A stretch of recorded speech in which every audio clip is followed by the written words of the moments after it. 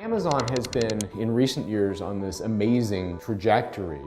Its stock skyrocketed last year. Everything seemed to be going right for the company. And, finally, for the first time in many years, the company is in a more uncertain place today than it was, 6 months or a year ago.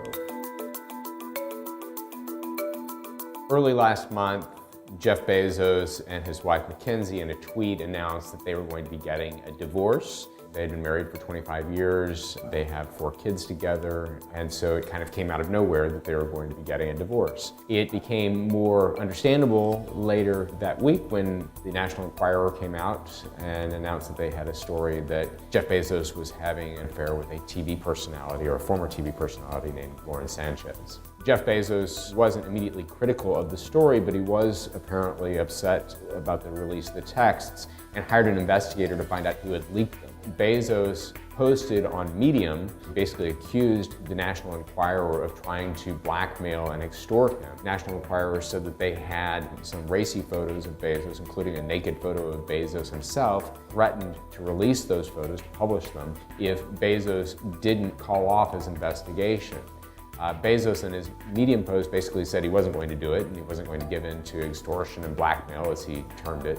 In terms of the divorce, many states that have community property states are pretty explicit about, if there's a divorce, how you split up the assets of the married couple. Generally, the split is a 50-50 split. In Washington, that's not necessarily the case. You have to split it in a fair and equitable way, however that's determined. Most of the assets that the Bezoses own are tied up in Jeff's holdings of Amazon stock. He owns about 16% of the company. He's worth about $133 billion. And so that stake would be divvied up between him and Mackenzie. That would give her about an 8% stake in Amazon, which would make her and Jeff the 2 largest individual stakeholders in the company. And so there is some concern that Bezos could potentially be distracted by the divorce and not give the running of Amazon his full attention, and that the company could suffer as a result of that. Another thing that's been triggering concern was development of facial recognition technology. Amazon Web Services has developed this facial recognition technology, and that they've been licensing it to law enforcement agencies, and the concern about ICE using that to target immigrants. And there are concerns that it ought to be more regulation of that.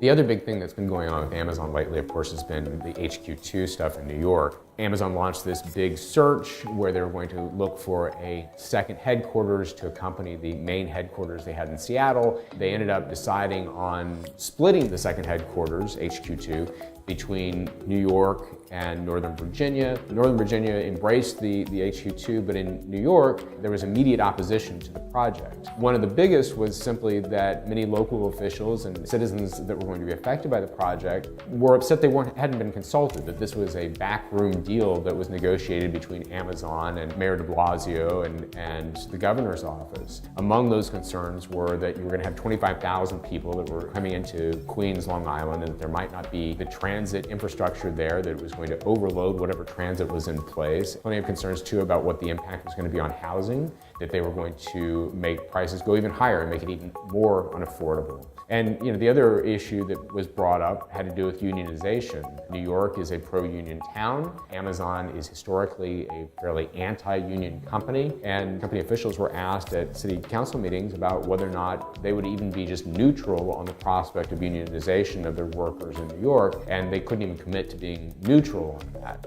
Jeff Bezos' proposal as part of this project to have a helipad on the HQ2 headquarters in New York. And the reason that struck such a sour tone with many people was because the idea that many of the people that were affected by this project were going to be stuck in traffic or stuck on overcrowded transit, while Jeff Bezos was floating high above them on his way to work, having an easy commute. Here you have the richest man in the world, and we're having a project that's catering to his needs while not serving the broader interests.